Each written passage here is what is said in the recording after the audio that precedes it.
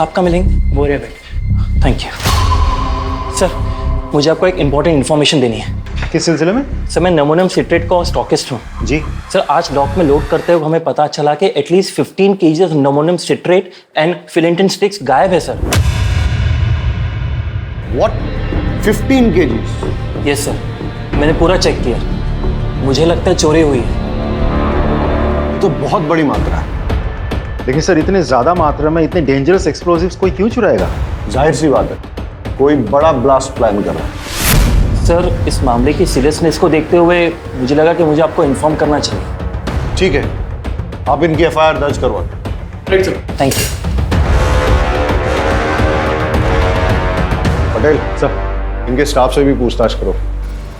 Situation बहुत alarming हो सकती है। अपने खबरी नेटवर्क को एक्टिवेट करो और सारे नाकों पे चौकसी बढ़ा दो। लेकिन सर मेरी जानकारी के मुताबिक हमारे कोस्टल एरिया में मच्छी पकड़ने वाले तालाबों में मच्छी पकड़ने के लिए नमोनियम साइट्रेट इस्तेमाल करके छोटे मोटे ब्लास्ट करते हैं। पटेल, 15 kg नमोनियम साइट्रेट और फेलेटिन स्टिक्स मछलियां पकड़ने के लिए चोरी नहीं की जा सकती। डबल चेक करो सर, और इस स्टॉकिस्ट पे भी नजर रखो। पता करो नमोनियम साइट्रेट चोरों ने गायब किया है या खुद गायब करके चोरों पे इल्जाम लगाया जा रहा है। यस। रोजाना हमारे थाने में चोरी और डकैती की घटनाएं दर्ज की जाती हैं। ये हमारे लिए रूटीन वर्क है। लेकिन हमें इस बात के लिए ट्रेन किया जाता है कि अगर कुछ भी अनयूजुअल नोटिस करें तो हम चौकन्ने हो जाएं। मेरी जुरिस्डिक्शन में इतनी बड़ी मात्रा में एक्सप्लोसिव्स का चोरी होना यह संकेत दे रहा था कि कुछ बड़ा घटने वाला है। अब कितना बड़ा, इस बात का हमें कोई अंदाजा नहीं। अब मेरे दिमाग में सिर्फ एक ही सवाल बार बार उठ रहा है कि एक्सप्लोसिव्स की चोरी मछलियां पकड़ने के लिए हुई है या फिर इस बार निशाना मछलियां नहीं कोई और है। एक बात बताओ, आज ऐसी क्या खास बात है जो आपने ऑफिस से आकर हमारे साथ घूमने का प्लान बना लिया? तुझे ना घुमाओ तो शिकायत करती है, घुमा रहा हूँ तो भी शिकायत करती है। एक काम करते हैं, गाड़ी वापस मोड़ लेते हैं। ना ना, शो बात करो शो। इतने दिनों बाद तो घूमने निकले हैं। अरे एक मिनट, किसका फोन है?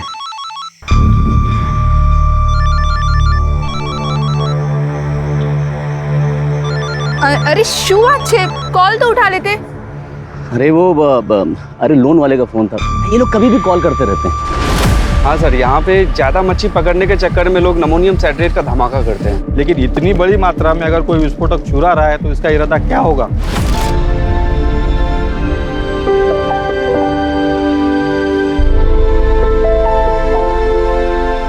चलो भाई, बहुत तेज भूख लगी है, कुछ खिला दे फटाफट। माँ, मुझे भी भूख लगी है। हाँ तो देख, तेरी सारी फेवरेट चीजें लेकर आई हूँ, ये ले। इतना सामान लग रहा है पूरे गांव को खिलाएगी। हाँ, काफी टाइम बाद आया, तो सोचा एंजॉय करेंगे।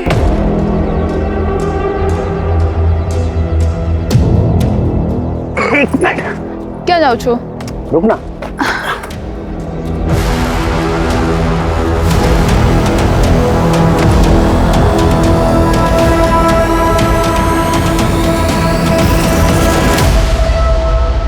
सरप्राइज, सरप्राइज, ये तेरे लिए। मेरे लिए? खोल के देख।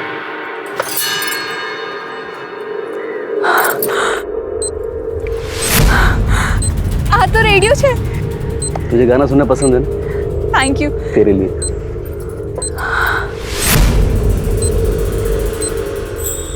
इसकी क्या जरूरत थी? अरे तेरा फोन खराब हो गया था ना, तो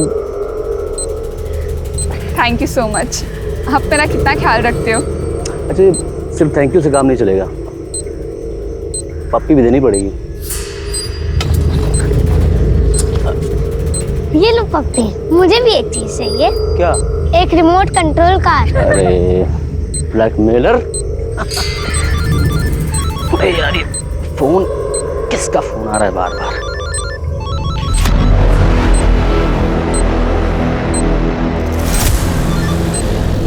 हेलो, तुझे कितनी बार बोला है जब फैमिली के साथ रहूं तो कॉल मत किया कर, समझ नहीं आता तुझे? अरे उसे कैसे पता चलेगा?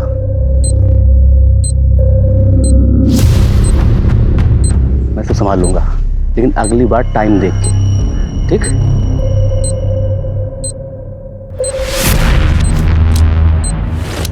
अरे यार, मैं उससे बात कर लूंगा ना। तू रख अभी।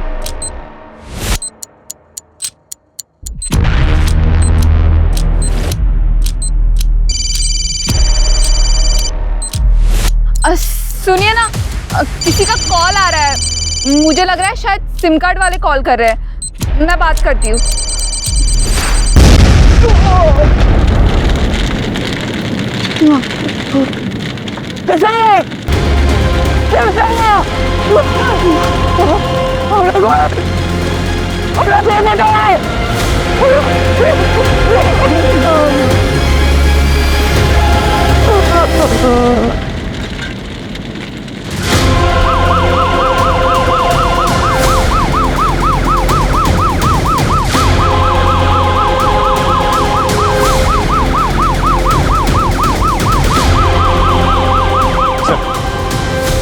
बहुत इंटेंस एक्सप्लोजन था। 2 कैजुअलिटीज हुए हैं, एक औरत और एक बच्चा मारे गए हैं। पूरा एरिया हमने सील कर दिया। फॉरेंसिक टीम अपना काम कर रही है सर।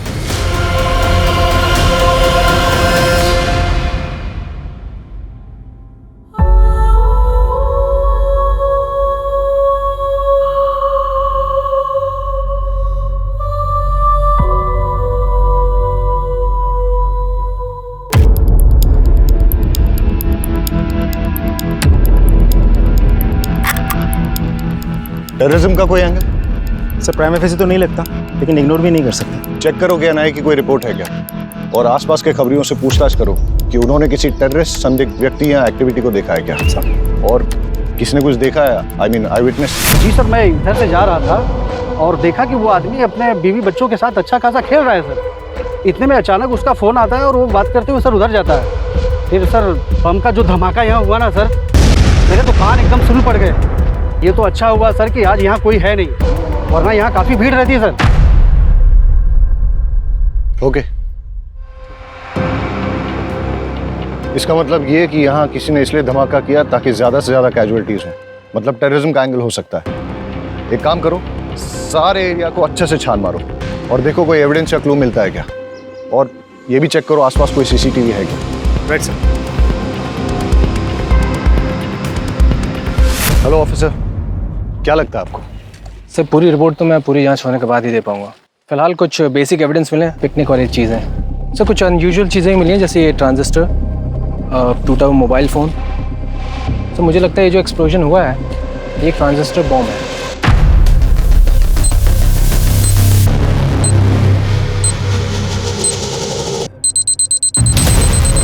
और जहाँ तक एक्सप्लोजन का सवाल है, आईईडी है या फिर कोई और एक्सप्लोजन, इसके बारे में भी ठीक से कहा नहीं जा सकता। थैंक यू ऑफिसर, कोशिश कीजिएगा कि जितनी जल्दी हो सके रिपोर्ट सबमिट कर दें प्लीज़। Sure sir. गणेश भाई, अगर आप चाहते हो कि आपकी पत्नी और बच्चे का हत्यारा जल्द से जल्द पकड़ा जाए तो प्लीज़ हमारे साथ कोऑपरेट करिए। हाँ, ज़रा सोच के बताइए कि ऐसा कोई है जो आपका नुकसान करना चाहता है, ऐसा बॉम्ब ब्लास्ट प्लान करके। हमारी टीम को शक है कि ये ट्रांजिस्टर से ही ब्लास्ट किया गया है। ट्रांजिस्टर? इसका मतलब कि जो कुछ भी हुआ मेरी वजह से हुआ है। साहब, मैं बस ड्राइवर हूँ और जो ट्रांजिस्टर मोबाइल एक पैकेट में था और वहीं से लेकर आया था। वलसाड आ भी गयो, आखिरी स्टॉप है, आखिरी स्टॉप। अरे सर सर, आखिरी स्टॉप है। क्या बात है गणेश भाई, रोज से 1 घंटा पहले पहुंचा दी। अरे नहीं रे, आज रास्ता साफ मिल गया तो खींच दी। लगता है भाभी का बर्थडे आ रहा है। यार सोच रहा था किशोर और तेरी भाभी घुमा देता हूँ आज कहीं, वरना इस ड्यूटी में तो कभी टाइम नहीं मिलेगा। तो है गणेश भाई, मैं क्या बोल रहा था, बोल ना। आप जल्दी जा ही रहे हो तो मैं भी जरा होके आऊं क्या? तू किधर जाएगा? अरे गणेश भाई, हाँ? चल जा। लॉक? अरे मैं कर दूंगा, तू जा। चाल से गणेश भाई। कंडक्टर के जाने के बाद मैंने बस को चेक किया और जब जाने लगा तो मेरी निगाह सीट नंबर 9 के नीचे पड़ी।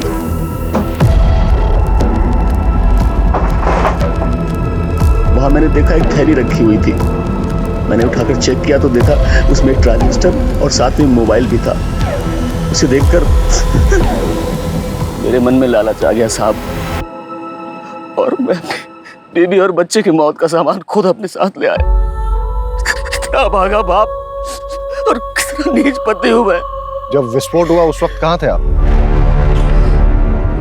उस वक्त साहब मेरा एक कॉल आ गया था, उसी को अटेंड करने के लिए मैं साइड पे गया। सब बर्बाद हो गया। It's okay. Thank you. आप अभी जा सकते हैं।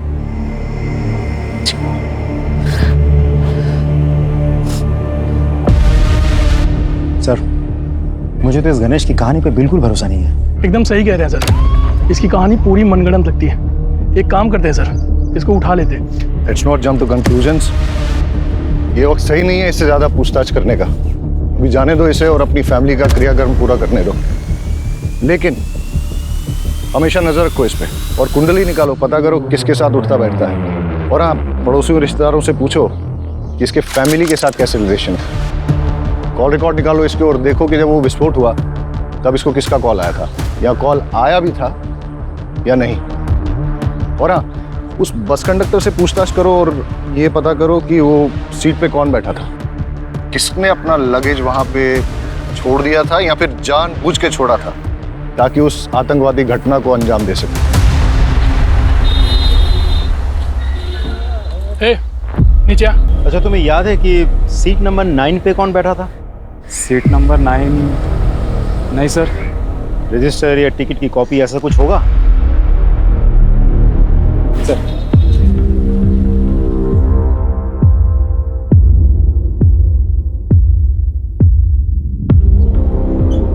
सर, सीट नंबर 9 पे कोई परेश जोशी बैठा था। जी सर, उम्र लिखी है 36 साल।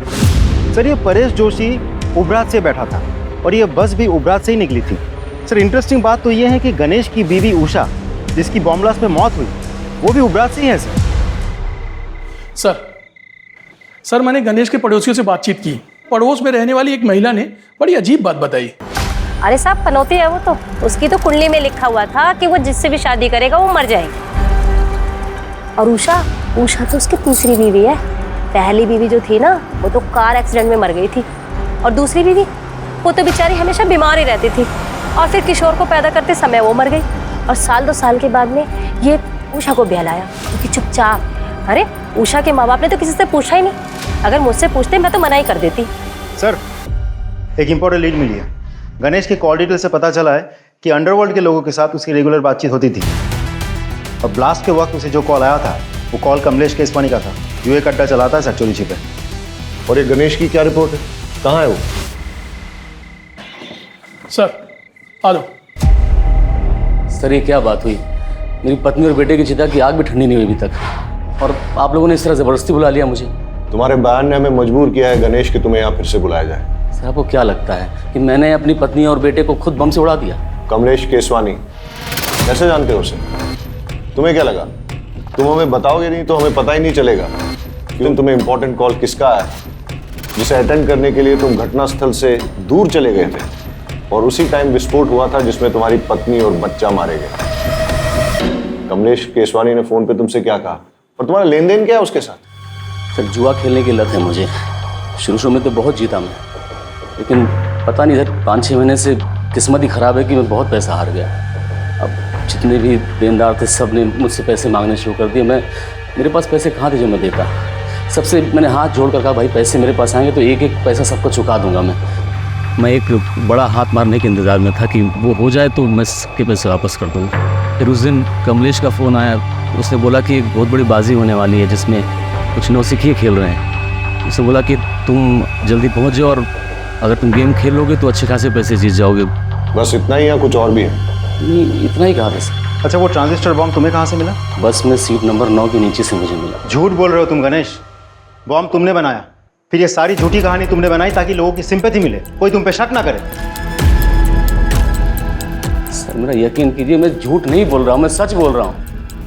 तुम्हारा बयान और तुम्हारी हरकतें हमें मजबूर कर रही हैं कि हम तुम पे यकीन न करें। हिरासत में लो उसे और अच्छे से पूछताछ करो। सर, ये क्या कर रहे हैं सर? अरे सर, मैंने कुछ नहीं किया, मैं बता। Sir please.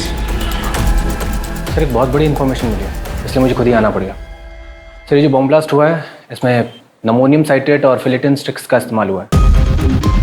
और सर ये सब कुछ ठूस ठूस के एक ट्रांजिस्टर में भरा गया था, जैसे एक मोबाइल फ़ोन से एक्टिवेट किया गया था। जाहिर है कि बम बनाने वाला कुछ बड़ा धमाका करना चाहता था। इनफैक्ट मैं भी ये सस्पेक्ट कर रहा था, क्योंकि कुछ दिन पहले हमारे यहाँ एक स्टॉकिस्ट रिपोर्ट लिखाने आया था कि उसके डॉक से अपलोड करते हुए करीबन 15 kg एमोनियम साइट्रेट और फिलेटिन स्टिक्स चोरी हुए। वेल सर, अगर ऐसा है तो दैट्स नॉट गुड न्यूज़, क्योंकि जितनी मात्रा एक्सप्लोसिव इस ट्रांजिस्टर में लगे थे तो बचे हुए जो एक्सप्लोसिव हैं उससे 2 बॉम्ब और बनाए जा सकते हैं। पटेल सर, सारे एरिया में रेड अलर्ट घोषित करवा दो और वो रिपोर्ट पे इन्वेस्टिगेशन कहाँ पहुंची है मुझे अपडेट करो। हम अपने एरिया में और एक ब्लास्ट अफोर्ड नहीं कर सकते सर। और ऑफिसर, मैं चाहूंगा कि आप भी वो रिपोर्ट एक बार देख लें। पटेल, इन्हें एक बार वो रिपोर्ट राइट सर, आप आइए मेरे साथ। इस केस के सारे प्राइमा फेसी एविडेंस गणेश के खिलाफ नजर आ रहे हैं, लेकिन ऐसा भी हो सकता है कि गणेश जो कहानी सुना रहा है वो झूठ नहीं बल्कि सच है। और अगर ऐसा है तो आज हुए विस्फोट से हम ये सबक ले सकते हैं कि ये तय है कि शहर में और एक विस्फोट होने वाला है, जिसके लिए बॉम्ब या तो बनाया जा रहा है या फिर बना हुआ है। मुझे अंदेशा हो रहा है कि ये केस ऊपर से जितना सरल नजर आ रहा है उतना है नहीं, इसमें कोई ना कोई पेंच जरूर है। सर, फॉरेंसिक ऑफिसर के मुताबिक मोस्ट प्रोबेबली ये ब्लास्ट उन्हीं एक्सप्लोसिव से किए गए हैं जिनकी चोरी हुई है, और ब्लास्ट के साइट से हमें जो सैंपल्स मिले हैं वो स्टॉकिस्ट के सैंपल्स के साथ 90% मैच होते हैं। इसका मतलब श्योरली एक और ब्लास्ट होने वाला है। पटेल, गणेश की बीवी उबरात से है, जहां से गणेश की बस आई थी, और उस बस में सीट नंबर 9 पे परेश नाम का आदमी जो बैठ के आया था वो भी उबरात में ही बस में चढ़ा था। राइट सर, एक काम करते हैं, उबरात चलते हैं, वहां 2 टीम बना के जांच करते हैं। आई एम श्योर कोई ना कोई क्लू जरूर मिलेगा। Right sir.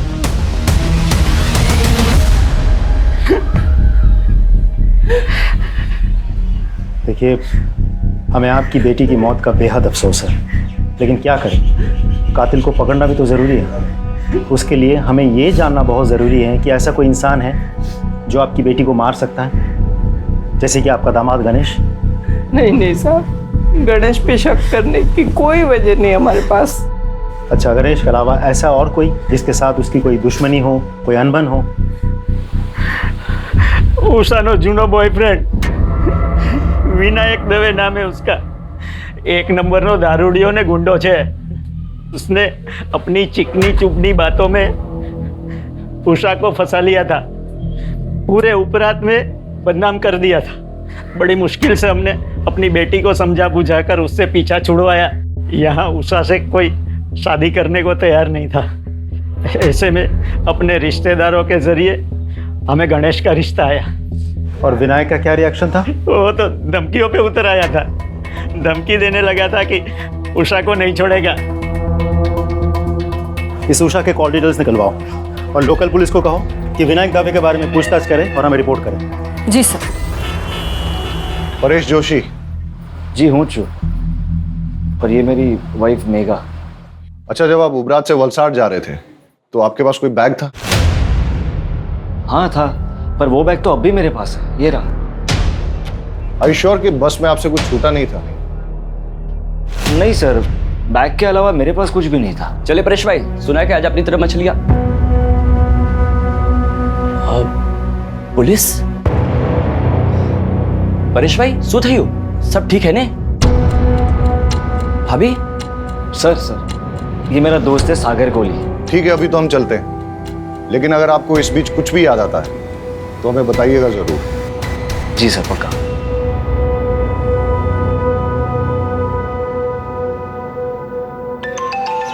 Excuse me.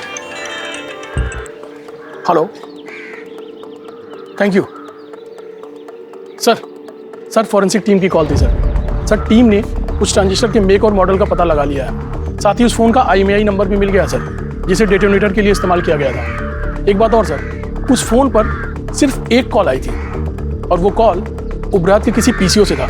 क्या एक जगह जितनी शांत दिखती है ना उतनी है नहीं। ट्रेस करो ये IMEI नंबर किसके नाम पर रजिस्टर्ड, और अगर ट्रांजिस्टर के मेक और मॉडल का पता चल गया तो मैन्युफैक्चरर से बात करो और पता करवाओ यहाँ उबरात और वलसाड़ में उसे डिस्ट्रीब्यूट कौन करता है। Right sir.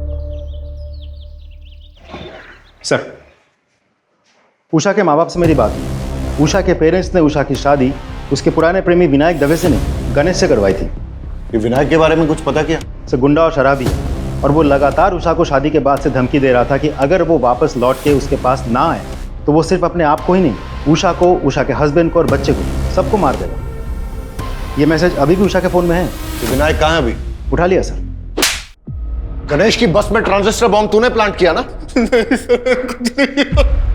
मैं बस उसको मारकर चाहता था कि उषा मेरी जिंदगी में आ जाए सर, लेकिन बम मैंने नहीं लगाया सर। तूने उषा को धमकी नहीं दी थी कि अगर वो लौट के तेरे पास ना आए तो तू उषा को, उषा के हस्बैंड को, उसके बच्चे को, सबको मार डालेगा?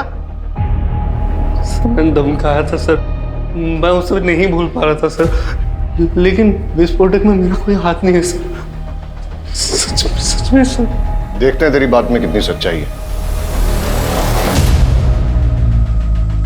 फिलहाल तो इस विनायक को छोड़ देते हैं, लेकिन नजर रखो इस पे और पता करो कि जिस दिन ब्लास्ट हुआ उस दिन ये कहाँ था। इस मेक और मॉडल का ट्रांजिस्टर आपके दुकान से बेचा गया था? हाँ साहब, मैंने बेचा था। किसे बेचा था? वो तो साहब मुझे याद नहीं है। क्यों? बिल बुक में होगा ना। साहब क्या छोटी सी दुकान है, वो कैश में बेचा था ताकि इनकम टैक्स में थोड़ी छूट मिल जाए। पता है ना ये गैर कानूनी है।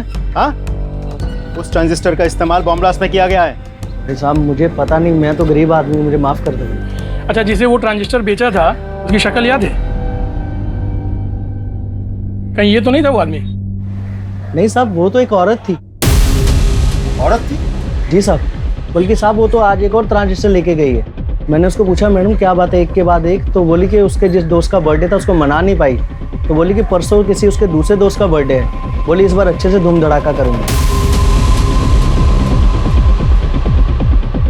दुकान में सीसीटीवी भी नहीं लगा है? नहीं साहब, छोटी सी तो दुकान है। आगे से बिल बुक मेंटेन कीजिएगा। जी साहब। लोकल पुलिस से कहो कि इस दुकान पे और इस दुकान के मालिक पे नजर रखें। सर, अच्छा इस IMEI नंबर का मोबाइल तुम्हारी दुकान से बेचा गया था? एक मिनट सर, चेक करके बताता हूँ।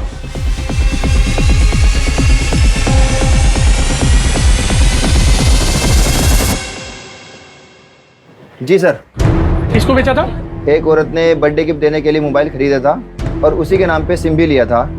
उसका नाम विकास मेहता, इसी एरिया में रहता है। सर, ये जो उषा का एक्स बॉयफ्रेंड विनायक है, ये इसी विकास मेहता का आदमी है? हाँ सर, आज सुबह एक और मोबाइल खरीदा गया उसी नाम पे सर। इस विकास मेहता के डिटेल्स दीजिए। ये लीजिए सर। सर, जिस तरह की औरत का ब्यौरा उन दुकानदारों ने दिया है, ऐसे में तो कोई हो सकता है। मेरा मतलब गणेश या विनायक। मतलब तुम ये कहना चाहते हो कि जो दो लोग वहाँ आए थे उनमें से कोई एक औरत बन के आई थी और उसी ने मोबाइल और ट्रांजिस्टर खरीदे? हाँ सर। ये मेहता का घर यहाँ से और कितना दूर है जिसके नाम पे मोबाइल खरीदा गया था? सर, ऑलमोस्ट पहुँच गए।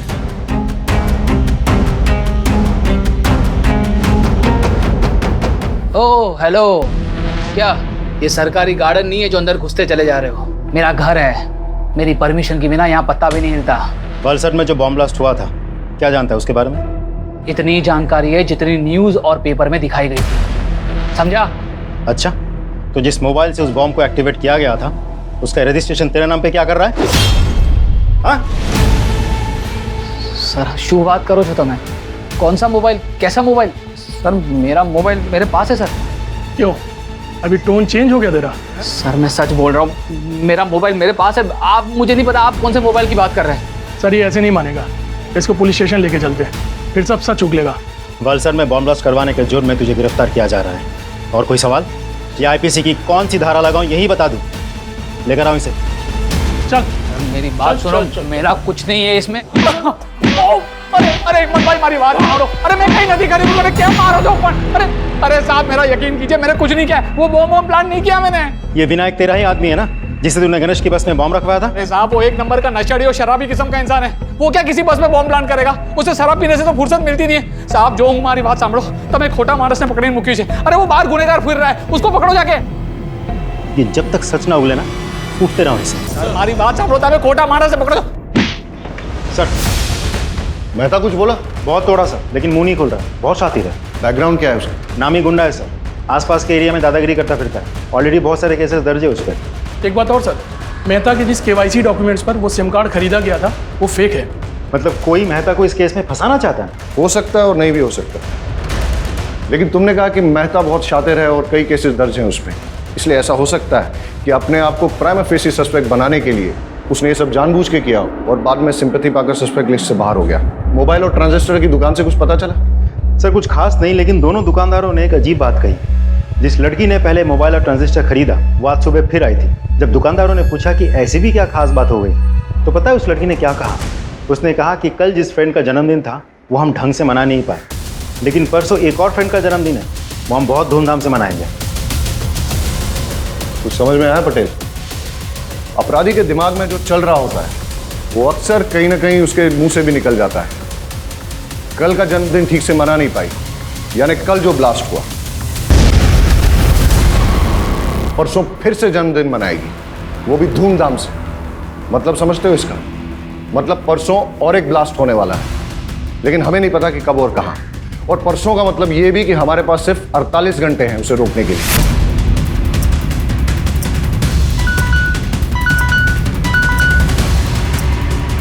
यस,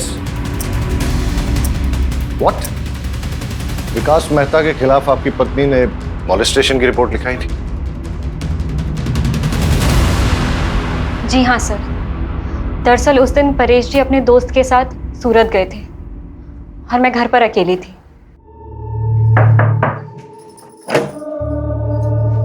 जय श्री कृष्ण। जय श्री कृष्ण। परेश भाई छे? वो तो सूरत गए हैं सागर के साथ। हाँ, कई वांधो नहीं, हूँ પછી આવી જઈશ। अब एक गिलास पानी मिलेगा? जी जी, आप बैठिए ना, मैं लेके आती हूँ।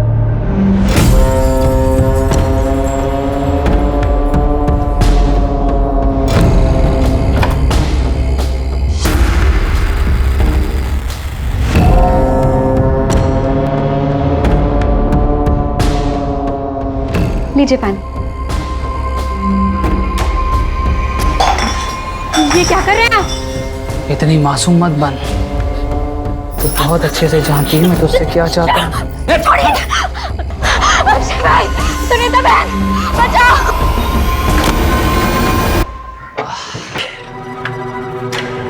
मेघा, मेघा, अरे શું થયું તને? ये ब्लाउज किसने पड़ा तुम्हारा? मेघा, देखो मेघा रो मत, देखो बताओ तो उसे कि हुआ क्या है, कि किसने किया ये सब? मेहता, विकास मेहता। विकास मेहता? सागर, तू चल मेरे साथ। आज तो उस विकास को छोड़ूंगा नहीं। मेरी बीवी के साथ करने की सोच भी कैसे सकता है? चल मेरे साथ। उससे कुछ नहीं होगा। अरे पर उसने तेरे साथ जो किया उसका क्या? उसकी कोई जरूरत नहीं है, आप यहीं रहिए। समझिए, हमें ना उसके खिलाफ पुलिस में रिपोर्ट लिखवानी चाहिए। पुलिस ही उसकी गुंडागर्दी को रोक सकती है। हाँ, चाहिए।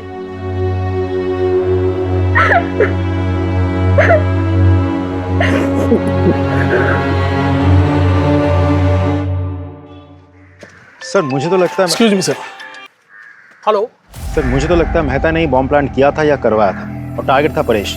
लेकिन अगर मेहता को सर बड़ी इंटरेस्टिंग इन्फॉर्मेशन मिली है। सर गणेश ने लगभग 1 महीना पहले अपनी पत्नी उषा के नाम पर 25 लाख की इंश्योरेंस पॉलिसी करवाई है। 1 महीना पहले तूने अपनी बीवी के नाम पे 25 लाख का इंश्योरेंस लिया था। इतने सारे कोइंसिडेंसेस नहीं हो सकते, इसलिए सच सच बता दे, ज्यादा मारपीट नहीं होगी। इसलिए जेल जाओ और वहां पश्चाताप करो,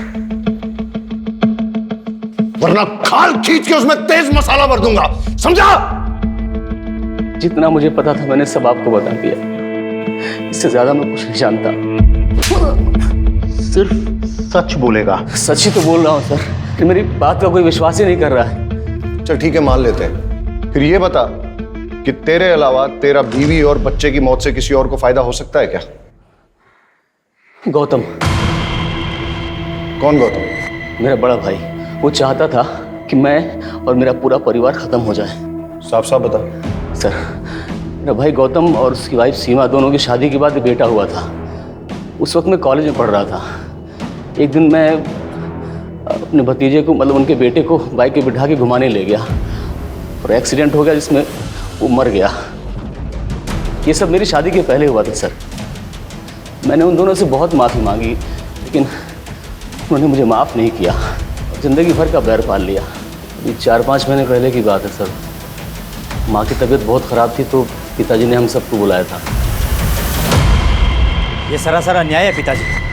आप सब कुछ इसके बेटे के नाम कैसे कर सकते हैं? कोई अन्याय नहीं कर रहे हम। हमें जो लगा वो ठीक समझा वो हमने किया। और वैसे भी इसका बेटा जो है वो इस घर का चिराग है। ये किशोर ही है जो हमारे खानदान और पुरखों का नाम रोशन करेगा। लेकिन इस गणेश ने जो मेरे बेटे की बदली चढ़ा दी उसका क्या बाबूजी? हाँ अभी क्या बात कर रही हैं? वो एक्सीडेंट था। सोच समझ के किया था तूने, साजिश थी तुम्हारी। इस बात पर मुझे कोई बहस नहीं चाहिए। और वैसे भी जो कुछ भी हमारा है, हमें निर्णय लेना था, हमने सही निर्णय ले लिया। ठीक है? आ तो बहु जुलुम छे। मैं ना इतनी आसानी से हार नहीं मानने वाली। देख लो तुम। लेकिन हम वसीयत तो नहीं बदल सकते ना। तो क्या करोगे तुम? हाथ पे हाथ धरे बैठे रहोगे? उसने मेरे बेटे को मार दिया और अब वो पूरी जायदाद हड़पना चाहता है। कुछ समझ रहे हो तुम? अरे आदमी हो या नामर्द? नामर्द नहीं हूं, देख लूंगा मैं उसे। अरे होने दो उसके बेटे के नाम जायदाद। जब उसका बेटा, उसकी बीवी और वो खुद इस दुनिया में नहीं रहेगा तो सब जायदाद अपने आप हमारे नाम हो जाएगी। चल मान लेते हैं कि गौतम तेरे परिवार की जान का दुश्मन था, लेकिन उसे बॉम्ब बनाना आता था क्या? सर सिविल इंजीनियरिंग की है उसने। सड़कें बनाता था, पहाड़ों को तोड़ने के लिए बम विस्फोट करता था। लेकिन बाद में उसने वो नौकरी छोड़ दी और घर पे ही ये इलेक्ट्रॉनिक्स आइटम को रिपेयर करने का काम शुरू कर दिया। सर आसानी से बम बना सकता है वो।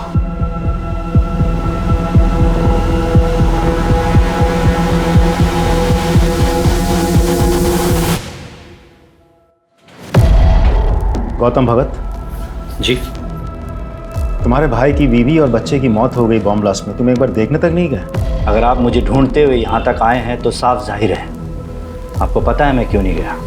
जब आप रट्टा मार के बैठे हो गया? पढ़ा लिखा हूँ, इंजीनियरिंग की है मैंने। घटना वाले दिन तुम थे कहाँ?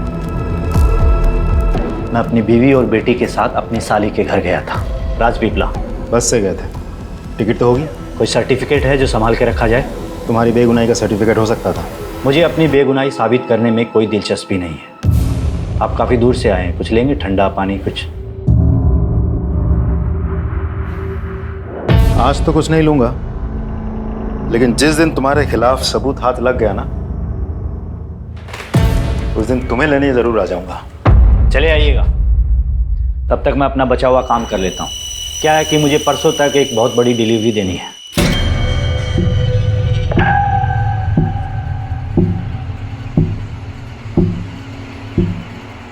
जी सर। और जैसा उसका बैकग्राउंड है और जिस तरीके से वो मुझसे बात कर रहा था, मुझे तो लगता है ये पूरी घटना के लिए वही जिम्मेदार है। और वो कह भी रहा था कि परसों उसको कहीं डिलीवरी देंगे। उसे इमीडिएटली स्कैनर पे डालो और उसकी बीवी का फोटो वो मोबाइल और ट्रांजिस्टर शॉप ओनर्स को दिखाओ, पहचान करवाओ। हो सकता है कि ये इन्हीं का किया करा है। ये नहीं थी? नहीं साहब, ये नहीं थी।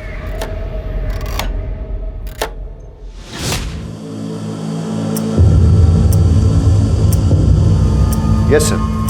सर मैंने पूरे डिस्ट्रिक्ट में हाई अलर्ट घोषित करवा दिया है। Okay sir.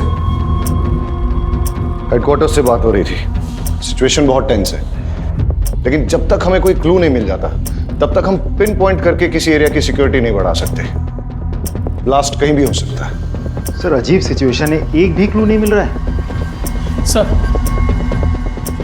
सर मैंने बस में ट्रेवल कर रहे सभी यात्रियों से पर्सनली बात की। ज़्यादातर लोगों को कुछ पता नहीं है सर, लेकिन एक पैसेंजर जो कि घटना के तुरंत बाद अहमदाबाद चला गया था, उससे अभी बात हुई। अच्छा, उस दिन जो 9 नंबर सीट पर जो पैसेंजर बैठा था उसके बारे में कुछ याद है? सर 9 नंबर सीट वाला पैसेंजर ना रात में उतर गया था जब ड्राइवर ने चाय पीने के लिए गाड़ी रोकी थी। उस वक्त कंडक्टर और सारे पैसेंजर सो रहे थे, मैंने खुद देखा था। उस रात तुम बस से क्यों उतर गए थे परेश? ऐसी भी क्या इमरजेंसी थी? सर दरअसल मेरे फ्रेंड के पिताजी को हार्ट अटैक आया था और उसकी मदद करने के लिए कोई भी नहीं था। अब ऐसे आड़े वक्त पर उसके पास जाना मैंने ज़रूरी समझा। अच्छा, वैसे तुम जा कहाँ रहे थे? वलसाड़? जी नहीं, मैं वापस जा रहा था मेरे ससुराल। वजह जान सकता हूँ? सर दरअसल वो विकास मेहता ने मुझे धमकी दी थी। मेरी पत्नी के रिपोर्ट पर उसे जेल हुई थी, पर उसने अपनी पहचान लगाई और उसे बेल मिल गई थी। उसके बाद उसने मुझे अपने घर बुलाया और धमकाया। क्या हुआ? ये यहाँ पर क्यों लाया? मैंने क्या किया है? तेरी बीवी को बोल अपना केस वापस ले, वरना तेरी बीवी का तो कुछ नहीं कर पाऊंगा, लेकिन बेटा तेरे छोटे छोटे टुकड़े करके समुंदर की मछलियों को खिला दूंगा। अच्छा, तुम्हें क्या लगता है ये सब कुछ विकास मेहता का किया धरा है? सर वो इतना घटिया आदमी है ना, वो कुछ भी कर सकता है और मुझे पूरा विश्वास है मुझे मारने के लिए वो बॉम्ब उसी ने प्लान किया होगा।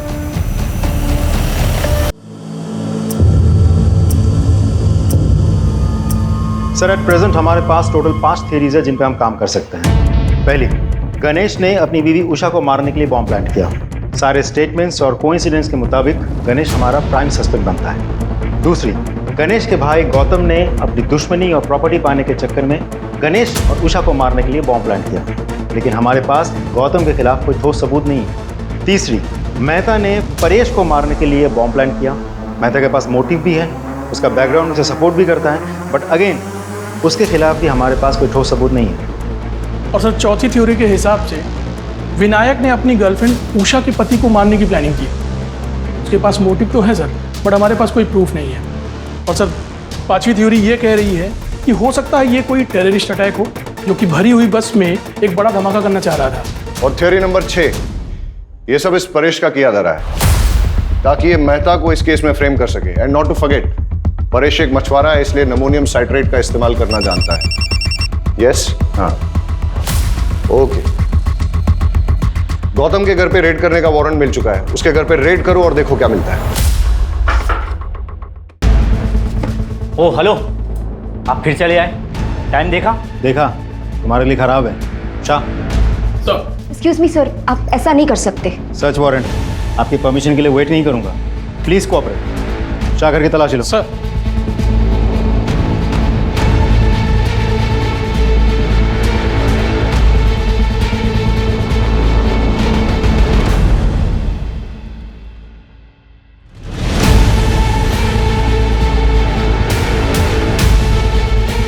सर, ये देखिए क्या मिला। क्या है ये? Ammonium citrate. ये तुम्हारे घर में कैसे? एक छोटे से एक्सपेरिमेंट के लिए था। छोटा सा एक्सपेरिमेंट तुम्हारे लिए भारी ना पड़ जाए। ले आओ। अरे सर, नहीं क्या अरे क्या कर रहे हो आप? सर अरे सर, गौतम को बहुत तोड़ा, लेकिन वो मानने को तैयार ही नहीं है कि ये बॉम्ब उसने बनाया था या ब्लास्ट उसने करवाया था। सर उसकी वाइफ को भी आज सुबह लोकल पुलिस ने अरेस्ट कर लिया, लेकिन उसने सिर्फ एक ही रट लगा रखी है कि वो दोनों बेगुनाह हैं। जैसे जैसे ब्लास्ट का टाइम नजदीक आ रहा है, वैसे वैसे ये केस और उलझता जा रहा है। मैंने उबरात की उन दोनों दुकानों पे जहां से कि मोबाइल और ट्रांजिस्टर खरीदा गया था, वहां तक जाने वाले सारे रास्तों की सीसीटीवी फुटेज मंगाई है। हम उसे अच्छे से चेक करते हैं। आई एम श्योर कोई ना कोई क्लू जरूर मिलेगा।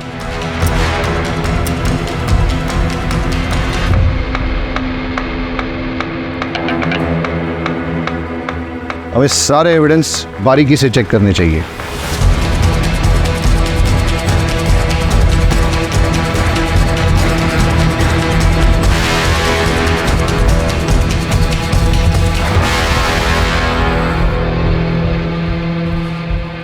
ये क्या है? सर, कपड़ों के दुकान का पॉली बैग है, वो भी उभरत का। मतलब गणेश की पत्नी उषा जिसकी मौत हुई बॉम्ब ब्लास्ट में, वो भी तो उभरत से ही थी। तो ऐसा भी तो हो सकता है कि वो कुछ लाई होगी सामान वामान बाजार से और फिर इस बैग में रख दिया होगा, इस पैकेट को या पॉलीथीन बैग को। ये बैग की कंडीशन अभी ठीक है, लगता है नया सा है, इसलिए जाके दुकान में पता करो कि पिछले 1 महीने में वहां पे किस किस ने खरीदारी की। सब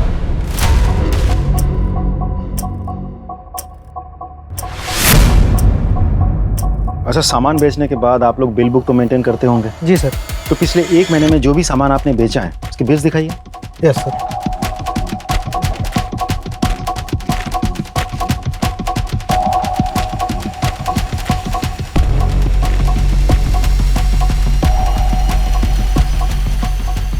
इस डेट की फुटेज मिलेगी? लीजिए सर।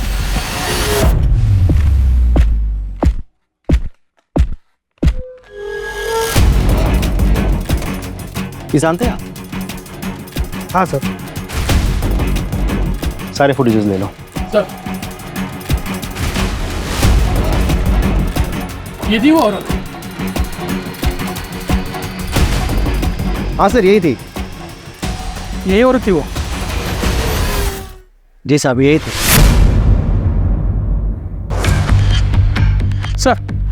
सर दोनों दुकानदारों से कंफर्म किया, ये वही औरत है। आपका शक बिल्कुल सही था। जिस चीज़ को हम हल्के में ले रहे थे वही चीज़ हमें कल्प्रिट तक पहुंचाएगी। इनफैक्ट कल्प्रिट का पता चल गया है, एटलीस्ट चेहरा तो दिख गया। We are running against time, लेकिन लकीली हमें पता है कि कल्प्रिट कौन है। लेकिन हमारे पास उसके खिलाफ न तो कोई एविडेंस है और न ही सबूत, इसलिए हमें उसे रंगे हाथों पकड़ना होगा। हम सब सादे कपड़ों में गांव में फैल जाएंगे और निगरानी करेंगे और इंतजार करेंगे कि कल्प्रिट कब और कहां बॉम्ब को प्लांट करता है, और जैसे ही वो बॉम्ब को ब्लास्ट करने की कोशिश करेगा तभी हम उसे जाके रंगे हाथों पकड़ लेंगे। Am I clear? Yes, sir. Let's go.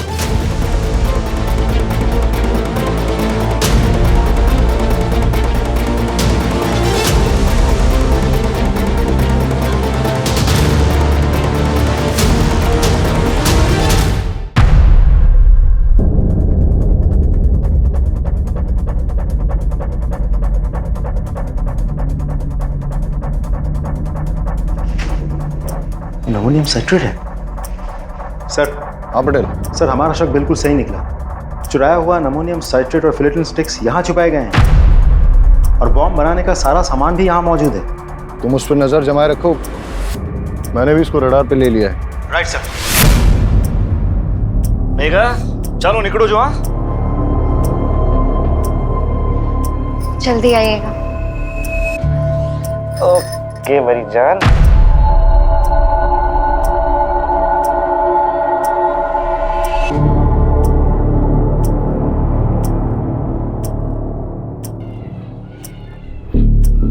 हाँ मैं उसका पीछा कर रहा हूँ, तुम उस पर नजर रखना। सर किसी को फोन लगा रहा है, नंबर डायल कर रहा है।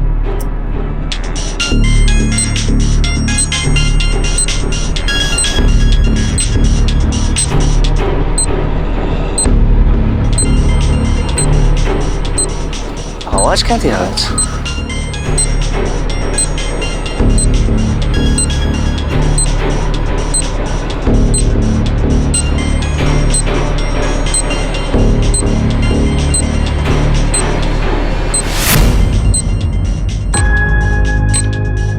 ये मैडम को भी नए नए आइडिया थे रोमांस के लिए। रुक, फोन मत उठाना, रुक, कॉल मत उठाना। अरे सर अब हुआ क्या लेकिन?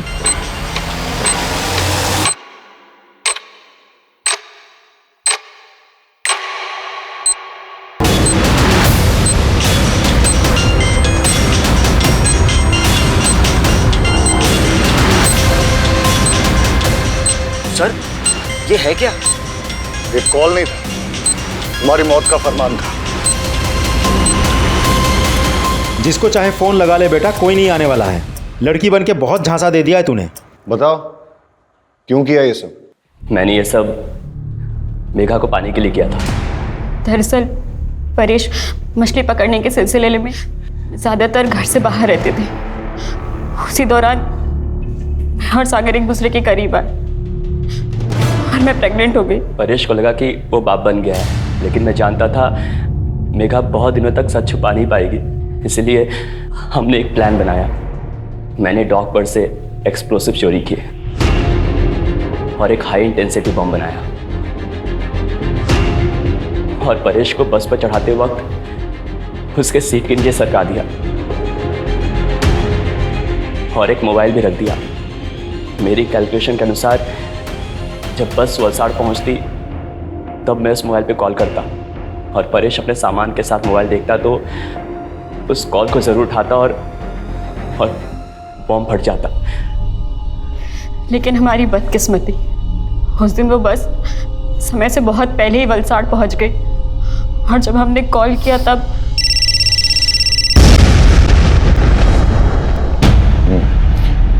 ये विकास मेहता का क्या चक्कर था? उसे मेरे और सागर के अफेयर के बारे में पता चल गया था। मुझे वार्न करने आया था। मैंने उस पर मॉलेस्टेशन का झूठा इल्ज़ाम लगाकर उसे जेल भिजवा दिया। विकास मेहता बेल पर बाहर आ गया था। उसका पुख्ता इंतजाम करने के लिए मैंने एक शॉप से मोबाइल खरीदा और उसके नाम पर सिम भी खरीदा ताकि जब पुलिस तफ्तीश करे तो वो फंस जाए और उसे सजा मिले। लेकिन उस कपड़ों की दुकान की सीसीटीवी फुटेज पे हमने तेरी शक्ल पहचान ली और तेरा खेल खत्म हो गया। मैं पूरी कोशिश करूंगा कि तुम दोनों को कड़ी से कड़ी सजा हो।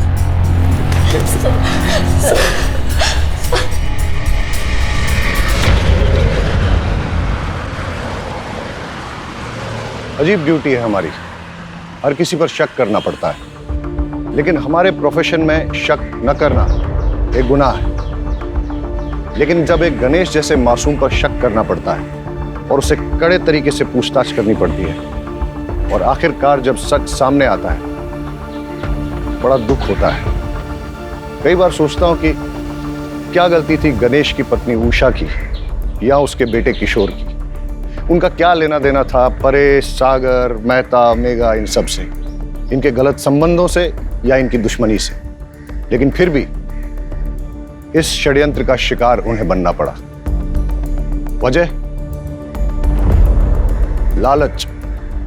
अगर गणेश ने वो बैग खुद ना रख लिया होता और पुलिस को लाके सौंप दिया होता तो शायद ये हादसा नहीं होता। सर हेडक्वार्टर से कॉल आई थी, एक बस में कुछ लोगों को बंधक बना लिया गया है। चलो सर।